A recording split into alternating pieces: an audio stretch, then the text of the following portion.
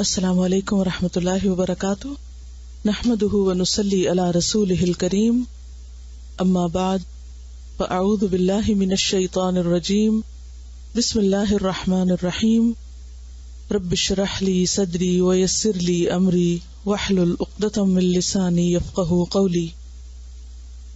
الحرص، حرص، گریڈ۔ عربی میں حرس یحرس اگر باب نصرہ سے ہو تو معنی ہوتا ہے چھیلنا، کپڑے کو کوٹنے اور دھونے میں پھاڑ دینا۔ اب شاید یہ بات آپ کی سمجھ میں مشکل سے آئے کہ کپڑا کوٹا کیسے جاتا ہے۔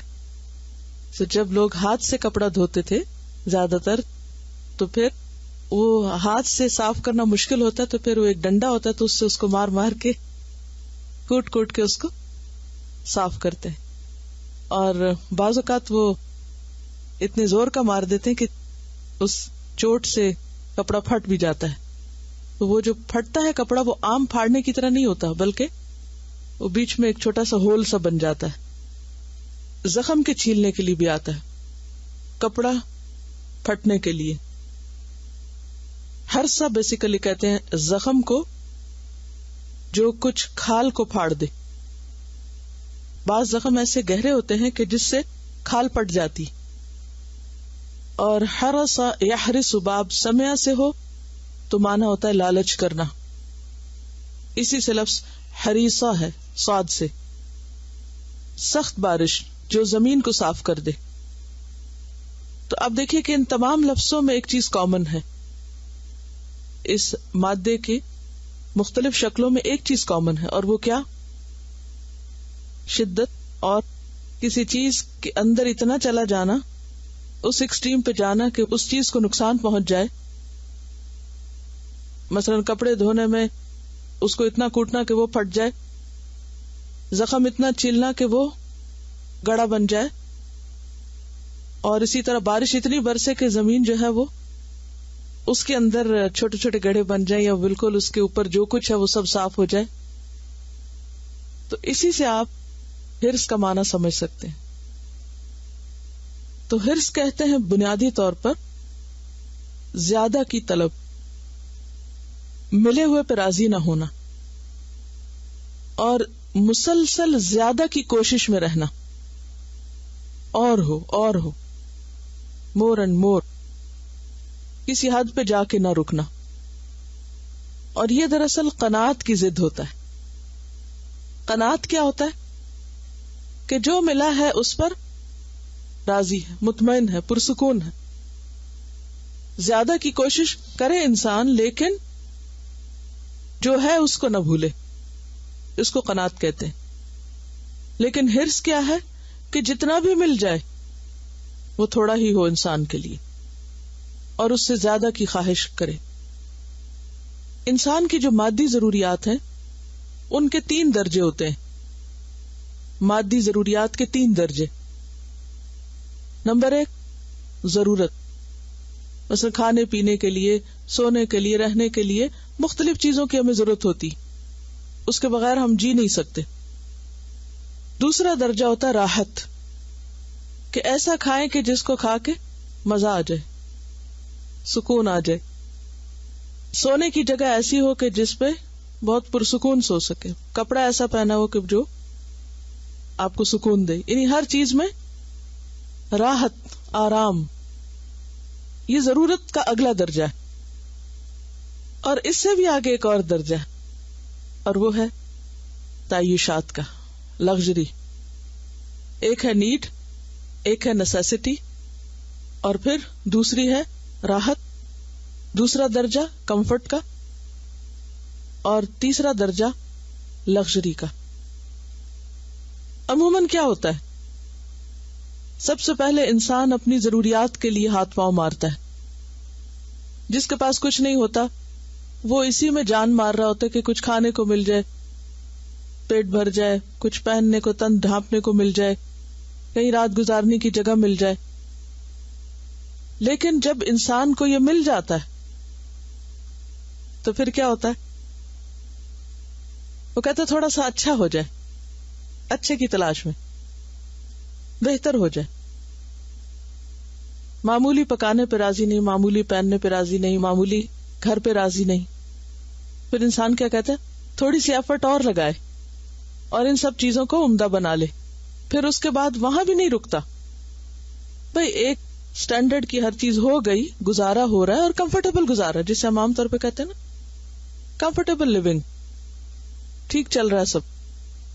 اب کیا کرنا چاہیے جب آپ کمفرٹیبل لیونگ ہے آپ کے پاس؟ تو اب آپ توجہ فرمائیں، زندگی کے بلند مقاصد کے حصول کے لیے کوشش کریں. لیکن اب یہاں آ کر انسان کے پاس دو چوائسز ہوتی، یا تو انسان ان ضروریات کے ساتھ آخرت کمانے کی فکر میں لگ جاتا ہے، یا پھر آخرت کو بھول کر مزید دنیا کی طلب میں لگ جاتا ہے. اور جب انسان عیش و عشرت میں پڑ جاتا ہے، جب اسے عیش و عشرت کی تلاش ہو جاتی ہے، تو پھر اس کی کوئی بھی حد نہیں، کوئی لمٹ ہی نہیں، کوئی اینڈ ہی نہیں. وہ ایک لامتناہی کوشش ہے جس کو حدیث میں کس چیز سے تعبیر کیا گیا کہ اگر ابن آدم کے لیے سونے کی 2 وادیاں ہو جائیں تو وہ تیسری کی خواہش کرے. تو 2 کیا ہے مثلا؟ ضرورت اور کمفرٹ. وہ اس پر نہیں رکتا بلکہ کیا کرتا ہے؟ ایک اور چاہتا ہے، اور اس کی تو کوئی حد نہیں. پھر تو انسان مر کے ہی دم لیتا ہے، اس کا پیٹ مٹی سے ہی بھرتا ہے، یعنی مر کے ہی چین لیتا ہے. اس کی لالچ ختم ہو کے ہی نہیں دیتی جب تک کہ وہ مر نہیں جاتا. الہاکم التکاثر حتی زرتم المقابر. قبر میں جا کر ہی اس کو چین آ سکتا ہے، ورنہ دنیا کمانے کی جو ہرس ہے، ہوس ہے، اس کی کوئی انتہا نہیں، اس کا کوئی اینڈ نہیں. اور پھر بسا اوقات انسان ان تعیشات کے ساتھ اور بھی پھیلنے لگتا ہے. پھر اس کے اندر اور بھی چیزوں کی، صرف مال کی نہیں، اور چیزوں کی ہوس آتی ہے. جب وہ دیکھتا ہے نا کہ اس کے پاس مال بہت ہو گیا، تو مال کمانے یا مزید مال کمانے کے ساتھ ساتھ وہ کیا کرتا ہے؟ اقتدار چاہتا ہے، اور اس کی بھی کوئی لمٹ نہیں. درجہ بدرجہ آگے جانا چاہتا ہے، کسی حد پہ نہیں رکتا. پھر جاہ، شرف، پھر اسی طرح زندگی کے ہر معاملے میں وہ دوسروں پر فوقیت چاہتا ہے. کیوں؟ اس لیے کہ اس کی نظر سے آخرت اوجھل ہے. وہ بڑی جنت، وہ جنت اعلیٰ اس کی نظروں سے اوجھل ہے. وہ اس کی منزل نہیں، وہ اس کا مقصد نہیں. اس کا مقصد کیا ہے؟ بس دنیا، اور دنیا ہی کی بلندی. اور دنیا کی بلندی پھر کہاں تک ہے؟ اس کے آگے تو موت ہے. تو ہرس اور ہوس اسلام میں انتہائی ناپسندیدہ اخلاق ہیں. وہ انسان ناپسندیدہ کردار کے مالک ہیں جن کے اندر دنیا کی ہرس پیدا ہو جائے اور جو کہیں ٹھنڈی ہو کر نہ رہے. یہی وہ مقام ہوتا ہے کہ جب انسان دین کے لیے، عبادت کے لیے، اللہ کے بندوں کی خدمت کے لیے، دوسروں کی ضروریات پوری کرنے کے لیے نہ وقت نکال پاتا ہے، اور نہ اس کے پاس موقع ہوتا ہے، اور نہ ہی وہ کوئی قربانی کر سکتا ہے. وہ قربانی نہیں کر سکتا. اسی لیے نبی صلی اللہ علیہ وسلم فرمایا تھا نا کہ ایک وقت آئے گا میری امت پر جب اس پر لوگ اس طرح ٹوٹ پڑیں گے جیسے بھوکے کسی دسترخوان پہ ٹوٹ پڑتے ہیں. لوگوں نے پوچھا کیا اس وقت تم تعداد میں کم ہوں گے؟ آپ نے فرمایا نہیں، تعداد میں بہت زیادہ ہوگے. لوگوں نے پوچھا پھر وجہ کیا ہوگی کہ اتنے زیادہ بھی ہم ہوں اور پھر ہم لوگوں کے لیے ترنے والا بن جائیں؟ فرمایا تم میں 2 چیزیں آ جائیں گی، ایک مال کی محبت اور دوسرے موت سے نفرت. تو جب انسان آخرت کو بھول کے صرف مال کمانے کے پیچھے دن رات ایک کر دیتا ہے، کیوں؟ اس لیے نہیں کہ اس کے پاس کھانا نہیں، اس لیے نہیں کہ اس کے پاس پہننے کو کپڑا نہیں، اس لیے نہیں کہ اس کے پاس گھر نہیں، اس لیے کہ وہ ضروریات پر قناعت نہیں کرتا.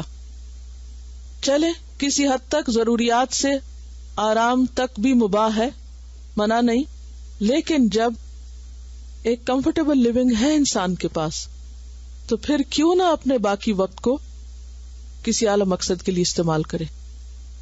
اور جب انسان کی زندگی سے اعلی مقاصد نکل جاتے ہیں تو پھر وہ کس سطح پہ جیتا ہے؟ حیوانی سطح پہ جیتا ہے. وہ درہم و دینار کا بندہ ہو جاتا ہے، وہ دنیا کا بندہ ہو جاتا ہے. وہ کم پہ سودا کر لیتا ہے، وہ گھٹیا پہ راضی ہو جاتا ہے، وہ خود غرض بن جاتا ہے، وہ صرف اپنے لیے جیتا ہے، اسے کوئی پرواہ نہیں، کوئی جنت میں جائے جہنم میں جائے، کسی کی دنیا بگڑے کسی کی آخرت بگڑے، کوئی پریشان حال ہے، کوئی مصیبت زدہ ہے، کوئی کہاں جا رہا ہے کہاں نہیں جا رہا، اس سے کوئی غرض نہیں، وہ صرف اپنی دنیا کی عیش و عشرت کے لیے دن رات دوڑ رہا ہے، دنیا کے اقتدار کے لیے بھاگ رہا ہے، دنیا کے فائدوں کے لیے مارا مارا پھر رہا ہے۔ تو جب لوگوں کے اندر، عام انسانوں کے اندر بھی ایسے جذبات پائے جاتے، خود غرضی کی انتہا ہوتی ہے اور معاشرے کے اندر سے سکون ختم ہو جاتا، لیکن اگر امت مسلمہ ایسے اخلاق کی مالک ہو جائے تو پھر دنیا اور آخرت کا خسارہ ہوتا، کیونکہ وہ جن کے ذمے تھا لوگوں کو ان کی زندگی کا مقصد بتانا، وہ تو اپنی بھی بھول گئے، وہ جن کے ذمے تھا اوروں کی آخرت سنوارنا، وہ تو اپنی آخرت کی طرف سے بھی غافل ہو گئے۔ کیوں ہو گئے؟ کیونکہ انہیں مصروف کر رکھا ہے کس چیز نے؟ زیادہ سے زیادہ دنیا کمانے کی ہرس نے، ہوس نے، جس کی کوئی انتہا نہیں۔ اللہ نے ہمیں زندگی دی ہے ہمیشہ یہاں رہنے کے لیے نہیں، آخرت بنانے کے لیے، یہ امتحان کی جگہ ہے، اور یہاں رہ کر ہمیں کہیں اور کے لیے کوشش کرنی ہے، یہ مطلوب اور مقصود نہیں۔ لیکن جو اسی پہ راضی ہو جائے اور اسی کو سب کچھ سمجھ لے اور اسی کے لیے اپنی ساری محنتیں، قوتیں، توانائیاں، عقل، ذہن، سوچ، ہر چیز اسی میں لگا دے، پھر اس کے لیے آخرت میں کیا حصہ ہوگا؟ جب آپ نے سب کچھ، اپنا سارا سرمایہ، انسان کو جو کچھ بھی طاقتیں ملی ہیں سارا اس کا سرمایہ ہے، یہ سارا سرمایہ اگر انسان دنیا میں جھونک دے تو آخرت کے لیے باقی کیا بچے گا؟ وہاں کیا نکلے گا؟ ہاتھ کیا آئے گا؟ تو اس لیے حرص کی مذمت کی گئی ہے۔ قال اللہ تعالی وَأَمَّا مَنْ بَخِلَ وَاسْتَغْنَى وَكَذَّبَ بِالْحُسْنَى فَسَنُيَسِّرُهُ لِلْعُسْرَى وَمَا يُغْنِي عَنْهُ مَالُهُ إِذَا تَرَدَّى سورۃ اللیل۔ اللہ تعالیٰ کا ارشاد ہے، اور جس نے بخل کیا اور اپنے خدا سے بے نیازی برتی اور بھلائی کو جھٹلایا، اس کو ہم سخت راستے کے لیے سہولت دیں گے، اور اس کا مال آخر اس کے کس کام آئے گا جبکہ وہ ہلاک ہو جائے۔ وَأَمَّا مَن بَخِلَ، اور جو کوئی بخل کرے، یعنی سارے فائدے صرف اپنے لیے سمیٹے، بخل آپ پیچھے پڑ چکے، وَاسْتَغْنَى، اور خدا سے بے نیازی برتے، یعنی اس کی عبادت اور اس کے دین کی خدمت اور اس کے ذکر اور اس کی محبت اور اس کی یاد سے، تو انسان کا پھر حال کیا ہوتا ہے؟ اس کا دل بند ہو جاتا ہے۔ وَكَذَّبَ بِالْحُسْنَى، نتیجہ کیا نکلتا ہے کہ وہ نیکی اور اچھائی کو جھٹلانے لگتا ہے، اس کا مذاق اڑانے لگتا ہے، وہ اس کو اپنی ضرورت نہیں سمجھتا، اور وہ اپنی خود ساختہ دلیلوں کے ذریعے قرآن اور سنت اور نیکی کے سب کاموں کو رد کرنے کی بے شمار تعویلیں کر لیتا ہے۔ مثلا نماز کے لیے کہا جائے تو کہتے دیکھیں بہت نماز پڑھنے والے، اور اس قسم کی باتیں کر کے وہ اللہ کے آگے جھکنے سے انکار کر دیتا ہے۔ اللہ کے راستے میں خرچ کرنے کے لیے کہا جائے تو کئی ایک بہانے بنا لیتا ہے۔ اللہ کے گھر کی زیارت اس لیے نہیں کرتا کہ اسے اور بہت سے کام ہے، اس سے بھی کئی اعلیٰ افضل کام ہے جو ہم کر رہے ہیں، سارا مال وہی کیوں خرچ کر دے جاتا۔ زکوٰۃ کو اپنے اوپر تاوان سمجھتا ہے، وہ کہتا ہے کیا میں ٹیکس نہیں دے رہا، مزید کیا دینے کی ضرورت؟ تو 100 بہانے، ایک نہیں، یہ تو چند ایک چھوٹی چھوٹی مثالیں، یعنی ہر نیکی کے کام کو ریجیکٹ کرنے کے لیے، اس سے بھاگنے کے لیے اس کے پاس بہت سے بہانے۔ وجہ کیا ان بہانوں کی؟ کیونکہ اسے اللہ کی ضرورت نہیں۔ کیوں نہیں؟ کیونکہ اس کے پاس اتنا مال ہے اور اس نے اپنے لیے اتنا سمیٹ سمیٹ کے رکھا ہوا ہے، جمع مالا وعددا، کیا وہ سمجھتا ہے کہ میرا مال ہی مجھے کافی ہے؟ یحسب ان مالہ اخلدہ، وہ سمجھتا ہے میرا مال ہمیشہ میرے پاس رہے گا اور یہی مجھے بچائے گا۔ تو یہاں اللہ تعالیٰ کیا فرماتے؟ وما یغنی عنہ مالہ اذا تردی، اسے کیوں بھول گیا ہے کہ اس کا مال اسے نہیں بچائے گا جب وہ خود ہلاک ہوا۔ اور دنیا میں ایسے لوگوں کا انجام کیا ہوتا ہے؟ فَسَنُيَسِّرُهُ لِلْعُسْرَى، ہم اسے دشوار راستے کی طرف آسانی کریں گے، یعنی اسے ایسے راستے پہ چلائیں گے جو بظاہر بڑا خوبصورت ہے، لیکن وہ اینڈ کہاں ہوگا؟ اس ہلاکت خیز جگہ پہ جا. کیونکہ کبھی آپ نے دیکھا ہوگا کہ نئی روڈز بن رہی ہوتی ہے نا، تو ان پہ کبھی کوئی اور پہلے ٹریفک نہیں گئی ہوتی تو وہ اتنی اسموتھ ہوتی ہیں اور اتنی اچھی اس پہ گاڑی چلتی ہے نا. تو بسا اوقات کیا دل چاہتا ہے انسان کا کہ کسی پرانی سڑک پہ چلنے کی بجائے کیا کر اس نئی روڈ پہ چلے. اور ہوتا کیا، آپ بڑی خوبصورت ڈرائیو کر کے اینڈ پر پہنچتے ہیں تو یو آر نو ویئر، کیونکہ آگے کنیکٹ نہیں ہوتی، ابھی اس کا کوئی کنیکشن نہیں ہوتا، تو آل دا وے آپ کو واپس آنا پڑا. انسان اپنی زندگی میں اسی طرح کسی نہ کسی راستے پہ چل رہا ہے، یا دنیا کے راستے پہ یا آخرت کے راستے پہ. تو جو آخرت کے راستے پہ نہیں چلا اور صرف دنیا کے راستے پہ چل رہا ہے، تو اس کا انجام وہاں جا کے کیا ہوگا؟ اور وہاں سے تو واپسی بھی کوئی نہیں. جب موت نے آ کے دبوچ لیا، پکڑ لیا، پھر واپس نہیں چھوڑے گی. کیا وہ آ کے تلافی کرے انسان اور اپنی پرائرٹیز کو دوبارہ سے سیٹ کرے کہ اب اس کی پرائرٹی آخرت ہو اور دنیا نہ ہو. تو اسی کی طرف یہاں پر توجہ دلائی گئی. قال اللہ تعالی الہاکم التکاثر حتی زرتم المقابر، سورۃ التکاثر. اللہ تعالی کا ارشاد ہے، تم لوگوں کو زیادہ سے زیادہ اور ایک دوسرے سے بڑھ کر دنیا حاصل کرنے کی دھن نے غفلت میں ڈال رکھا ہے، یہاں تک کہ اسی فکر میں تم لبے گور تک پہنچ جاتے ہو، یعنی قبر تک پہنچ جاتے ہو. کامیاب انسان وہ ہے جس کا دل حرص سے پاک ہو، جو کم پہ راضی ہو جائے اور اللہ کی طرف بڑھنے میں زیادتی کا طالب ہو، زیادہ کوشش کرے. لیکن کیا چیز انسان کو اللہ کی یاد سے غافل کیے رکھتی ہے؟ کیا چیز اس طرف لے جانے سے روکتی ہے؟ بہت دفعہ ایسا ہوتا ہے نا، ہمارے اپنے سامنے دو راستے ہوتے ہیں، ایک دنیا کی طرف جاتا ہے، ایک آخرت کی طرف، ایک وقتی فائدوں کی طرف جاتا ہے اور ایک بڑے فائدوں کی طرف. ہم کس طرف چلتے یا چلا دیے جاتے؟ ویسے ایک بات ہے کہ ہم سب سوچتے نہیں ہم پہ کسی کی مرضی نہیں چل سکتی، لیکن بہت دفعہ جب دنیا اور آخرت کی چوائس کا وقت ہوتا ہے تو ہم دنیا کا راستہ یہ کہہ کے اختیار کر لیتے ہیں کہ ہم پہ دوسروں کا پریشر ہے، کیونکہ چوائس اپنی بھی ہوتی. اگر ہمارے اپنے اندر آخرت کی ڈٹرمنیشن ہو جائے تو کسی کی مجال نہیں کہ کوئی ہمیں کسی اور طرف لے جائے. لیکن اگر اپنے اندر کوئی چور چھپا ہوا ہے دنیا کی محبت کا، تو پھر صرف باہر سے ایک بہانہ چاہیے، ایک اندر بیٹھا ہو نا اور ایک باہر سے شے مل گئی تو اسی راستے پہ چل پڑے. تو الہاکم التکاثر، اور اس کے پیچھے کیا ہوتی ہے کہ ابھی جو کچھ ہے یہ ضرورت پوری نہیں کرتا، اور انسان جھوٹ موٹ کی بھی بہت سی ضروریات بڑھا لیتا ہے، اور پھر مزید بھی ہونا چاہیے، اور معلوم نہیں بڑھاپا کیسا ہوگا، اور معلوم نہیں پھر ہمارے بچوں کے لیے کیا ہوگا، اور پھر ہمارے بچوں پہ کوئی وقت ایسا برا نہ آ جائے کہ وہ اپنے بچوں کو لک آفٹر نہ کر سکے، لہٰذا ان کے لیے بھی کچھ ہو جائے. کہاں تک انسان پھر اپنی ضروریات بڑھا لیتا ہے. تو الہاکم التکاثر، کثرت کی طلب غافل کیے رکھتی ہے اس اعلی اور افضل مقصد کی تکمیل سے. حتی زرتم المقابر، یہاں تک کہ تم قبروں کو جا وزٹ کرتے ہو، قبرستان پہنچ جاتے ہو. ہر انسان ایک قبر میں جاتا ہے، مقابر کیوں کہا؟ یہاں تک کہ تم مقبروں کی زیارت کر لیتے ہو.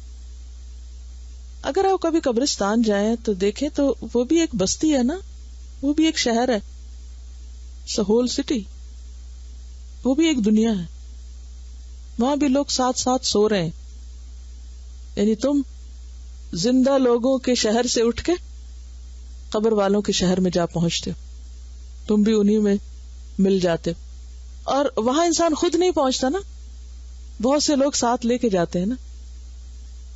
کوئی بھی انسان خود تو اپنی قبر میں نہیں پہنچتا، کم از کم 2 لوگ تو چاہیے ہوتے ہیں، ایک شخص ایک کو نہیں ڈال سکتا، 2 لوگ چاہیے ہوتے ہیں اس کو نیچے اتارے. تو زرتم، مرنے والا تو جا ہی رہا ہوتا ہے، جو اسے لے کے جا رہے ہوتے ہیں نا وہ بھی بار بار زندگی میں یہ منظر دیکھتے ہیں کہ آج یہ جا رہا ہے، اس کو یہاں جگہ ملی، کل مجھے بھی یہیں آنا ہے. لیکن کتنی بار قبرستان دیکھ کے ہمیں یہ خیال آیا ہو کہ ہمارا بھی گھر یہی ہے. ہم سب اپنے دنیا کے گھر کے لیے کتنے فکر مند ہوتے ہیں. کئی لوگوں کو دیکھا ہے بلا وجہ صرف اس غم میں مبتلا رہتے ہیں کہ ان کا اپنا کوئی گھر نہیں، ابھی تک نہیں بنا سکے، اور یہی فکر ان کو غمگین کیے رکھتی. کیا کبھی ایسا غم ہمیں اپنی قبر کی زندگی کے بارے میں بھی ہوا, اس گھر کے بارے میں بھی ہوا کہ وہ کیسی ہوگی, وہ کتنی کشاد ہوگی, وہ کتنی آرام دہ ہوگی, وہ کتنی خوبصورت ہوگی؟ انصاف کے ساتھ ہم اپنے آپ سے سوال کریں کہ جتنا فکر ہمیں اپنے دنیا کے گھر کے بارے میں ہے, کیا اس سے چوتھا حصہ فکر بھی کبھی ہمیں اپنی قبر کی زمین اور قبر کے گھر کے بارے میں ہوا کہ اس کا اندر کا منظر کیا ہوگا جب مجھے سب چھوڑ جائیں گے اور تنہا میں وہاں رہ جاؤں گا؟ کوئی غم کبھی ستایا ہمیں؟ کبھی یاد آئی اس کی, کبھی فکر لگی اس کی, کبھی پریشانی ہوئی, کبھی بے چین ہو کے اٹھے, کبھی کسی نے کہا کہ آج رات مجھے نیند نہیں آئی کیونکہ مجھے بہت ہی قبر یاد آتی رہی. زندگی میں کتنی راتیں ایسی گزری ہماری, کتنی بار سوچیں آتی ہوں گی کہ گھر نہیں ہمارے پاس, یا ہے بھی تو کمفرٹیبل نہیں. بعض لوگوں کے پاس اچھا بھلا گھر ہوتا ہے اور وہ اس میں بالکل پریشان رہتے, سب کچھ ہوتا ہے, دنیا کی ہر نعمت ہوتی, لیکن وہ ان کے معیار کا نہیں ہوتا. ہر وقت ان کو وہاں کوئی نہ کوئی خامی نظر آتی. ابھی دبئی میں ایک پام سٹی بنا ہے, شاید آپ نے دیکھا ہوگا اس کی تصویر, ملینز آف ڈالرز کا ایک ایک اپارٹمنٹ ہے. اور جو لوگ وہاں گھر لے رہے ہیں, ایسا نہیں ان کے پاس پہلے گھر کوئی نہیں ہے, سب کے پاس ہے, وہی لے سک رہے ہیں, ظاہر ہے وہی لے سک رہے ہیں. لیکن اب زمین پر دل نہیں لگ رہا تو سمندر میں جا کے گھر بسایا جا رہا ہے. پھر وہاں بھی نہیں لگے گا تو پھر آگے پتہ نہیں کہاں جائیں گے, پھر آگے تو وہ آگے جانا ہے نا, جہاں مرضی بنا لے. تو حتی زرتم المقابر, پہنچنا تو وہاں ہے, گھر تو وہ ہے. جتنے دن وہاں رہنا ہے اتنے دن یہاں نہیں رہنا, محل بھی کھڑا کر لیں تو نہیں رہنا یہاں اتنے دن. لیکن سچی فکر اور سچا غم ہم میں سے کس کو ہے اس گھر کا کہ اس کے لیے ہم سنجیدگی کے ساتھ کوشش کرنے والے ہوں؟ گھر میں داخل ہوں گے سیلف پٹی کا شکار, ہے پردے ایسے ہو گئے ہیں, یہ تو فرنیچر کا رنگ اب ایسا ہو گیا, کارپیٹ تو گھسی گیا ہے, فلاں چیز. کیسے کیسے غم, کیسے حقیر غم. اس قبر میں کیا بچھایا جائے گا ہمارے لیے, کون سا میٹرس ساتھ لے کے جائیں گے؟ کچھ لوگ اسی غم میں رہتے, ان کا میٹرس ٹھیک نہیں, ان کی یہی شکایت ہی نہیں ختم ہوتی. وہاں کیا ہوگا, وہاں کا سوچیں تو یہ دنیا کے سارے مسئلے ختم ہو جائیں. تو عقل مند وہ ہے, کامیاب وہ ہے جو دنیا کی کم نعمتوں پہ راضی ہو کر, دنیا کی کم نعمتوں پہ راضی ہو کر آخرت کی زیادہ ہرس میں لگ جائے, فوکس تبدیل کر دے. کیونکہ زیادہ کی تلاش تو ہے ہی ہر انسان کے اندر. قبلہ کا رخ بدل لیں, دنیا کو پیچھے کر کے آخرت سامنے کر لیں, اپنا رخ موڑ لیں اگر واقعی کامیابی چاہتے ہیں. اور آخرت کے لیے کوششیں صرف اسی وقت زیادہ ہو سکتی ہیں جب دنیا کی طرف سے ذرا دھیان ہٹے, تب زیادہ ہو سکتی ہے وہاں کی کوششیں. اگر سارا دن دنیا کے بارے میں سوچتے رہنے سے فرصت ہی نہ ملے تو آخرت کے لیے سوچا بھی کب جائے گا. اور کوشش تو پھر بہت بعد میں آتی, کرتے کرتے انسان عادی ہوتا ہے کسی بھی کام کے لیے کوشش کرنے کو. قال اللہ تعالی وَإِنَّهُ لِحُبِّ الْخَيْرِ لَشَدِيدٌ. العادیات. اللہ تعالیٰ کا ارشاد ہے, اور وہ انسان مال و دولت کی محبت میں بری طرح مبتلا ہے, شدید شدت کے ساتھ. اور یہی شدت دراصل ہرس, یہ انسان کی کمزوری ہے. اور اللہ نے انسان کے لیے دنیا کی مال و دولت کی محبت بطور آزمائش رکھی. جیسے سورۃ آل عمران میں آتا نا, زُيِّنَ لِلنَّاسِ حُبُّ الشَّهَوَاتِ من النساء والبنين والقناطير المقنطرة من الذهب والفضة والخيل المسومة والأنعام والحرث ذلك متاع الحیات الدنیا. ان سب چیزوں کی اٹریکشن اور محبت امتحان کے لیے رکھی گئی, کیونکہ اگر اٹریکشن نہیں ہوگی تو امتحان بھی نہیں ہوگا. اب ہماری کوشش کیا ہونی چاہیے کہ اس اٹریکشن کو کم کر کے خود کوشش کرے آخرت کے لیے. تو جو اس کے لیے کوشش کرے گا, من اراد الآخرۃ وسعی لہا سعیہا, اور واقعی حقیقی کوشش کرے گا اس کو وہ آخرت کا گھر ملے گا. کیونکہ یہ دنیا تو کھینچ رہی ہے، ہمیں کھینچ رہی ہے، اور ہمیں کیا کرنا ہے؟ اس کے اگینسٹ اپنے آپ کو کھینچ کر اس چیز کی طرف موڑنا ہے، اس میں دل لگانا ہے، اس کے لیے کوشش کرنا ہے جو ہمیشہ کا گھر ہے. جو اس میں کامیاب ہو گیا وہی دراصل کامیاب ہے. آپ دیکھیں کہ بعض اوقات انسان چلتے ہوئے کہیں اٹک جاتا ہے نا، تو اگر انسان اپنے آپ کو نہ چھڑائے تو کیا ہو سکتا ہے؟ مثلا بعض اوقات پنکھے میں آپ کا مثلا دوپٹہ آ گیا، یا کوئی گاڑی میں آپ کا کپڑا باہر پھنس گیا، یا کسی اور. اب کیا کرتے ہیں آپ؟ چھڑاتے ہیں نا، کتنا زور لگاتے ہیں چھڑانے کے لیے. اور اگر نہ چھڑا سکے تو کیا کرتے ہیں؟ اپنے اوپر سے اتار کے پھینک دیتے، لے جاؤ لے جاؤ میری جان چھوٹے. ایسے ہی کرتے ہیں.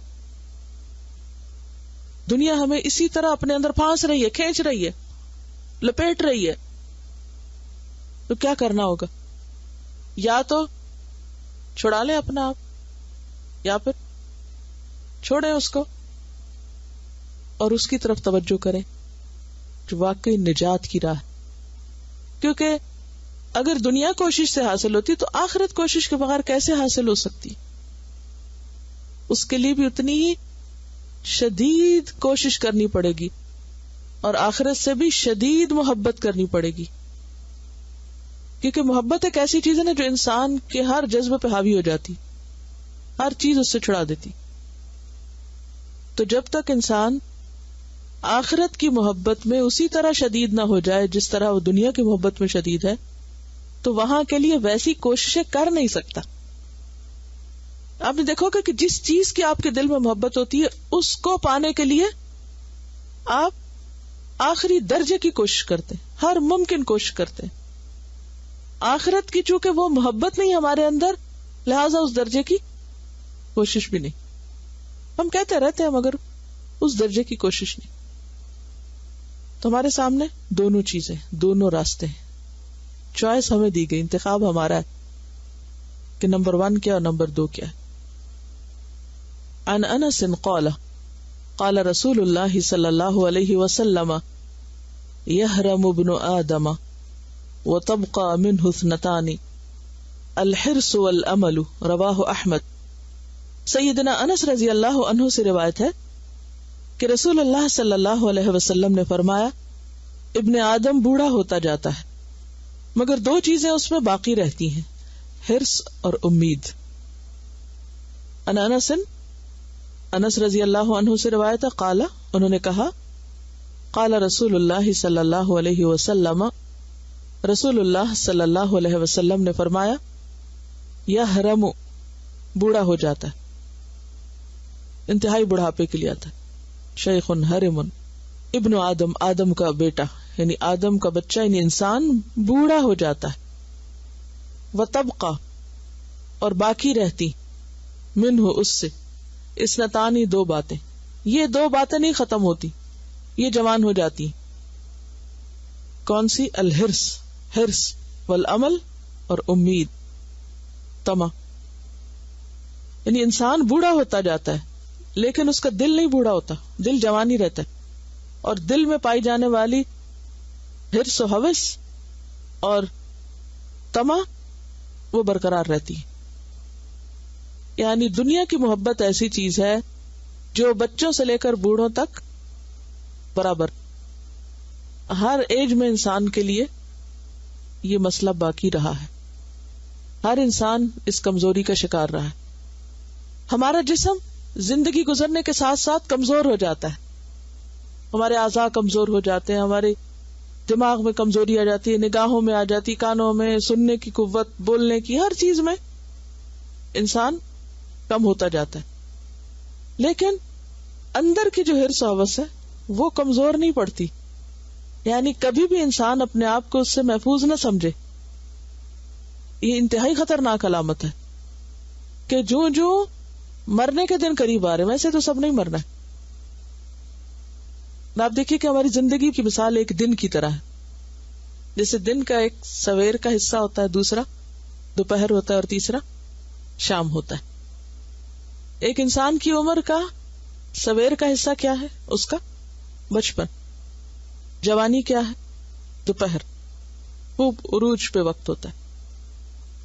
اور بڑھاپا کیا ہے؟ شام زندگی. جب انسان 40 کی حد پار کر جاتا ہے تو پھر کیا ہے؟ اس کا واپسی کا سفر شروع ہو جاتا ہے, کیونکہ وہ حتی اذا بلغ اشدہ, وہ پیک اور پرائم ٹائم 40 سے گزرے تو پرائم ٹائم ڈکلائن ہونے لگا. اور اب کیا ہے؟ یعنی شام میں داخل ہو رہے, جیسے دوپہر کے بعد آہستہ آہستہ ظہر کے وقت اور پھر سورج ڈھل جاتا ہے اور پھر عصر اور ایک دم پھر مغرب ہو جاتی ہے اور رات ہو جاتی ہے. تو اسی طرح جب انسان بڑھاپے میں آ جاتا ہے تو اس کی زندگی کی شام, پچھلا پہر آ چکا. تو وہ لوگ جو زندگی کے پچھلے پہر میں داخل ہو گئے بڑھاپے کی وجہ سے, ان کا دن جلدی ختم ہو جائے گا بنسبت ان کے کہ جو ابھی سویر کے وقت میں. بالکل ایسے نا جیسے ہماری اس زمین کے اوپر, گلوب کے اوپر بھی آپ دیکھیں کہیں سویر کا وقت ہوتا ہے, کہیں شام ہوتی. ایک ہی زمین ہے اور ایک ہی سورج ہے. کہیں وہ سورج شام کا پیغام دے رہا ہوتا ہے کہ رات قریب ہے, اور کہیں وہ صبح کا پیغام دیتا ہے اور ایک امید کا پیغام دیتا ہے کہ دن کا آغاز ہے. وہی سورج, اسی قسم کا وقت.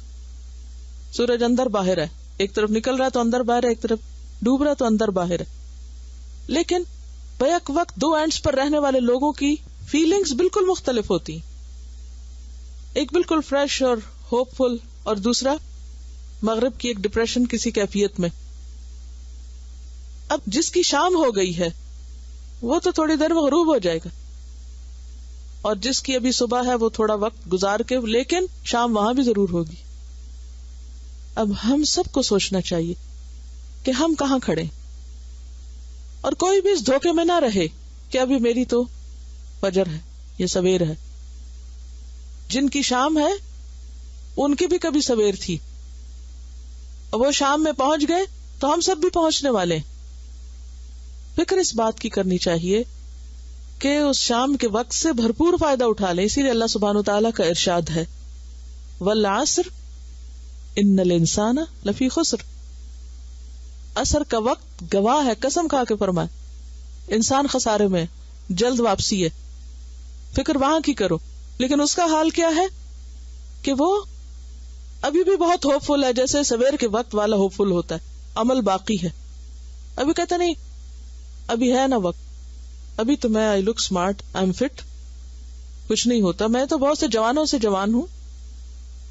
انسان ایکسپٹ نہیں کرتا, ایڈمٹ نہیں کرتا, اور پھر کیا ہوتا ہے کہ ایک سٹروک, ایک حادثہ, ایک جھونکا لے جانے کے لیے کافی, صرف باتیں رہ جاتی ہیں. اس کو تو کبھی زکام بھی نہیں ہوا تھا, اس کی تو اتنی اچھی صحت تھی. چاہ تو کوئی بھی سکتا ہے, لیکن یہاں پر انسانی کمزوری کو پن پوائنٹ کیا گیا ہے.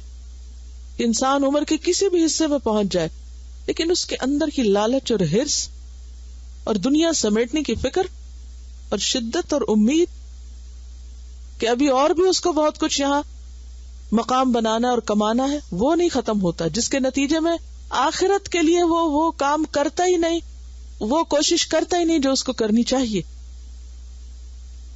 اور جس چیز کے لیے انسان کوشش نہ کرے اس کو وہ پائے گا کہاں سے؟ یہ ایک اور بڑا دھوکہ ہے نا. دنیا میں تو کوئی چیز ایسی نہیں ملتی, وہاں کیسے مل جائے گی؟ یعنی عموماً یہ بھی ایک شیطان کا بڑا زبردست وار ہے اور بڑا ہی خوشنما اس کا ایک دھوکہ ہے کہ موت کے ذکر کو نیگیٹو تھنکنگ میں شمار کیا جاتا ہے کہ موت کو مت یاد کرو. حالانکہ دنیاوی معاملات میں کیا کہتے ہیں کہ اینڈ کو سامنے رکھ کے سفر شروع کرو, یہ کامیابی کا راز ہے کہ کسی بھی کام کا انجام دیکھ کے چلو. تو جب ہمارا انجام موت ہی ہے تو اس کو بھلا کے چلیں گے تو کیسے کامیاب ہو سکتے ہیں؟ اور سب سے بڑی حقیقت ہے کس طرح اس کو بھول سکتے ہیں آپ. اس کا میں نے ریسنٹلی مشاہدہ کیا کہ جیسے بچوں کی ایک سرٹن ایج ہوتی ہے نا, تو اس میں ان کو نصیحت اور دلیل اور بہت سی باتیں سمجھ نہیں آتی پھر جب نیا نیا دنیا کا ایکسپوئر ہوتا ہے. خیر ماں باپ سمجھاتے ہی رہتے ہیں کہ یہ چیز ایسے ہے, یہ ویسے ہے, تو میرا بیٹا پرسوں آیا اسکول سے، تو انہوں نے برڈ فلو کے بارے میں پڑھا، کافی ڈیٹیل سے شاید پڑھا، تو آتے ہی اس پر ذکر کرنے لگ گیا، اٹس ویری ڈینجرس، اور پورے اسٹیٹسٹک بتانے لگا کہاں کس سال میں کتنا ہوا، تو کتنے لوگ مرے اور کیسے کیسے ہوا، اور اگر یہاں آ جائے تو اتنے دنوں میں اتنے لوگ مر سکتے ہیں. اور پھر تھوڑی دیر کے بعد پھر ذکر شروع ہو گیا، پھر شام کو پھر ذکر شروع ہو گیا، پھر رات کو سونے سے پہلے آ کے میرے پاس بیٹھ گیا تو کہنے لگا I want to die peacefully. ان کا شور، لیکن اس کے لیے کچھ کرنا پڑے گا. کہتے لیکن I'm scared of bird flu. خیر مجھے موقع مل گیا کہ میں کچھ تھوڑی سی بات کروں، زیادہ لمبا لیکچر تو نہیں دیا، لیکن میں یہ سوچ رہی تھی کہ میں اس کو کئی دنوں سے کچھ چیزوں پہ توجہ دلا رہی ہوں، غور و فکر کروانے کی کوشش کر رہی ہوں، لیکن غور و فکر ہو ہی نہیں پا رہا، کیونکہ دنیا کی مستی، نئی نئی چیزیں دیکھی جا رہی ہیں، نئی نئی چیزیں سمجھ آ رہی ہیں، نیا نیا ایکسپوجر ہو رہا ہے. یہ ایج ایسی ہوتی ہے نا کہ جس میں آپ کو ڈسکوریز ہو رہی ہوتی ہیں، دنیا کی ایک نئی سمجھ آئی. جب تک بچپن ہوتا ہے نا تو ذہن اور طرح ہوتا ہے. تو اس دن مجھے پتا چلا کہ کس چیز کا ذکر اور کون سی ایسی حقیقت ہے کہ جو دنیا کی لذتوں سے انسان کو اوپر اٹھا کے آخرت کی طرف لے جائے. لیکن کیا کہتے نہیں، بچوں سے تو ذکر ہی نہ کرو، اور یہ تو نیگیٹو تھنکنگ ہے، اور موت کا ذکر کرنا، مایوسی کی باتیں کرنا، یہ بہت بڑا دھوکہ ہے. ہمیں تو حکم دیا گیا کہ اس کا ذکر کثرت سے کرو، خود بھی روز یاد کرو اور بچوں کو بھی کراؤ. کیا بچوں نے نہیں مرنا، انہوں نے دنیا میں بیٹھے رہنا، کیونکہ ہماری ساری سوچ کیا ہوتی ہے کہ بس صرف وہ دنیا کے غلام بن کے رہ جائیں اور دنیا میں ہی کامیاب ہو، کیونکہ ہم ان کی بھی آخرت کی فکر کم کرتے ہیں. لہٰذا ان کو کوئی فوت ہو جائے تو کہتے بتاؤ ہی نہ، ذکر ہی نہ کرو، ان کو کوئی بیمار نہ دکھاؤ، ان کو کسی چیز سے نہ ڈراؤ. تو حیوان ہی پلیں گے نا، پھر جانور ہی بن کے اٹھیں گے جب نہ مرنے کا فکر ہے، نہ آخرت کا، نہ قبر کا، نہ کسی اور چیز کا. کب جا کے یہ حقیقتیں سمجھ میں آئے گی؟ جب وہ دنیا میں پوری طرح ڈوب چکے ہوں. سورۃ المومنون میں بھی یہ آتا ہے نا، حتی اذا جاء احدهم الموت قال رب ارجعونی. مجھے اچھی طرح یاد ہے کہ میں کلاس 7 میں تھی، 12 ایئرز اولڈ ہوں گی. اس وقت میرے دادا کی ڈیتھ ہوئی تھی اور وہ ہمارے سامنے ہوئی تھی. دادا جب نزع کے عالم میں تھے تو ہم آس پاس تھے، اور وہ وقت اور وہ کیفیات اور ان کا فوت ہونا اور پھر ان کا غسل اور جنازے کی تیاری اور کفن، اور پھر اس کے بعد ان کو قبرستان میں لے جا کے دفن کرنا، اور دفن کرنے کے بعد ان کی قبر پہ ہمارا جانا، وہ راستہ، وہ سفر، وہ نقشہ کبھی بھی نہیں بھولا. اور اس نے اتنا گہرا اثر ڈالا کیونکہ بچپن سے جب سے ہم نے آنکھ کھولی وہ ہمارے گھر میں تھے، ایک ایک دن ان کے ساتھ گزرا تھا، اور ان کا گھر سے رخصت ہو جانا ہمارے لیے ایک بہت بڑا خلا تھا، اور وہ کیفیت کبھی نہیں بھولی. اب بھی میں اکثر ایسے ہوتا ہے کہ چلتے پھرتے مجھے وہ قبرستان، مجھے وہ راستے، وہ کیفیات، وہ ذہنی کیفیت اور وہ دل کی حالت اور وہ مسلسل کئی دن تک رونا اور ان کو مس کرنا، اور وہ چیزیں کبھی نہیں دل سے جاتی. اور جب بھی مجھے کبھی موت کو یاد کرنا تو پہلا چونکہ میری زندگی کا وہ واقعہ تھا جو گھر میں ایسا دیکھا تو وہ بھولتا نہیں ہے. یعنی موت کو تصور کرنا مشکل نہیں لگتا کیونکہ بہت ارلی ایج میں اس کو قریب سے ایکسپیرینس کیا. جب دور سے آپ سنتے ہیں نا کسی کی ڈیتھ ہوگی، کوئی فوت ہو گیا، اب وہ ہسپتال میں فوت ہو رہے تو وہ ہسپتال سے ہی لے گئے نہلانے دھلانے اور وہیں سے لے گئے قبرستان کہیں سے، تو وہ ایسوسیشن نہیں ہوتی، وہ ایسا نہیں لگتا کہ آپ کے اوپر کچھ گزرا ہے. وہ بھی ایک ادھارے سے خیالات لگتے ہیں کہ ہاں کوئی فوت ہو گیا اور چلا گیا، اور اس طرح نہیں آپ مس کرتے جب آپ کے گھر کے اندر سے کسی کا کمرہ خالی ہوتا ہے اور کسی کا بستر خالی ہوتا ہے اور کسی کی چیزیں باقی رہ جاتی ہیں اور کسی کی یادیں باقی رہ جاتی ہیں، تو وہ آپ پھر چلتے پھرتے اٹھتے بیٹھتے دنوں تک اس کیفیت سے باہر نہیں آتے. اور پھر اگر بار بار بچوں کو یہ بھی بتایا جائے کہ ہمیں بھی وہیں جانا ہے، وہ ہمارا بھی وہی گھر ہے، کیونکہ ماں باپ عموماً اس موقع پر تربیت نہیں کرتے، پھر یاد نہیں دلا، وہ کہتے ہیں بھول جاؤ اس کو، بھلاؤ، کچھ نہیں ہوتا. تو وہ بھلانے والی باتیں نہیں ہوتی، وہ یاد رکھانے والی باتیں ہوتی ہیں. سب سے بڑی وائز جو ہے، سب سے بڑی عبرت کی چیز موت ہی ہے. دھوکہ دیتے ہیں نا، خود کو بھی دھوکہ دیتے ہیں، دوسروں کو بھی دھوکہ دیتے ہیں.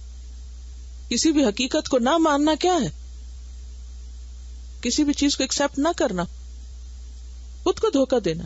اور کب تک دھوکہ دیتے رہیں گے خود کو، کب تک بہلاتے رہیں گے؟ یہی بات ہے نا کہ وہ ایک امید کہ نہیں یہ کسی کے ساتھ ہوا، ہمارے ساتھ تھوڑی ہونا ہے، ہمارے ساتھ تو نہیں. اور اس کے بغیر انسان کا نہ تزکیہ ہوتا ہے نہ اصلاح ہوتی. موت کی یاد سب سے زیادہ انسان کی اندر سے اصلاح کرتی. عموماً کیا ہوتا ہے کہ جب کوئی فوت ہو جاتا ہے تو جو لوگوں کے تبصرے ہوتے ہیں، ہائے کتنا جلدی چلا گیا، اور اس کے ساتھ تو بڑی زیادتی ہوئی، اور اس کو اللہ کا فیصلہ اور زندگی کے مقصد سے اور زندگی کی حقیقت سے نہیں ریلیٹ کیا، اس کو نام ہی کچھ اور دے دیا جاتا ہے. جب وہ چیز کچھ ہے اور اس کو بنا کے کچھ اور پیش کیا جا رہا ہے تو عموماً ایک میں نے دیکھا کہ بعض اوقات لوگوں کے اندر اس موقع پر اور زیادہ خدا سے دوری آ جاتی کہ ہمارے اوپر یہ ظلم کیوں ہو گیا. غلط جملے بولنے سے اور غلط تبصرے کرنے سے ذہن جو ہے وہ اصل حقیقت کو سوچنے کی بجائے ایک دوسری طرف چل پڑتا ہے. اصل میں یہ کہ عبرت کی نگاہ چاہیے نا. عموماً ہمارے یہاں جو وفات کے موقع ہوتے ہیں ان کو بھی سوشلائزنگ کا ایک اوکیزن بنا لیا گیا. کوئی فوت ہوتا ہے تو اس وقت بھی موت کا ذکر کیا تھا، تھوڑا بہت رونا دھونا ہوتا ہے، پھر چادریں سفید بچ جاتی ہیں، پھر کھانے پینے آ جاتے ہیں، کوئی گٹلیاں اور سپارے آ جاتے ہیں. وہ اس میں ایک شغل میلہ کی کیفیت ہو جاتی، وہ عبرت کا وقت نہیں رہتا. سبحانک اللہم و بحمدک نشہد ان لا الہ الا انت نستغفرک و نتوب الیک. السلام علیکم و رحمۃ اللہ وبرکاتہ.